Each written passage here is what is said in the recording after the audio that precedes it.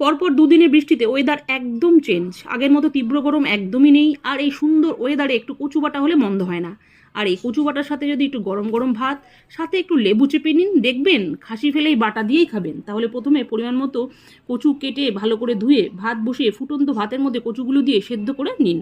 এই ফাঁকে শুকনো খোলায় শুকনো লঙ্কা, কাঁচা লঙ্কা, রসুন পরিমাণ মতো কালো জিরে সেদ্ধ হয়ে গেলে ঠান্ডা করে নিয়ে শিলে থেতো করে মিহি করে বেটে একে একে ভাজা কাঁচা শুকনো লঙ্কা, রসুন, কালো জিরে দিয়ে খুব ভালোভাবে বেটে সব কিছুর সাথে মিশিয়ে ওপর দিয়ে সর্ষের তেল দিয়ে ভালোভাবে মেখে নিয়ে একটা বাটিতে তুলে নিলাম। সব শেষে শিলে একটু সাদা ভাত নিয়ে মেখে মুখে দিলাম, ও সেই আস্বাদ।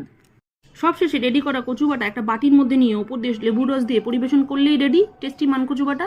নিন, এবার পুরো রেডি ভাত পাতে যাওয়ার জন্য। গরম গরম ভাতের সাথে মেখে টুকুস করে মুখে দিন। রসুন আর কালো জিরের ফ্লেভার কচুর শিরা উপশিরে ঢুকে গিয়ে একদম সুপার শট মেরে দিয়েছে, কোনো কোয়াত্তা হবে না। নিন, এবার অন্য আইটেমের ঢাকনা খুলতেই হবে না। ফার্স্ট টু লাস্ট কচু বাটায় দিয়েই ডান হাতের কাজ শেষ করুন।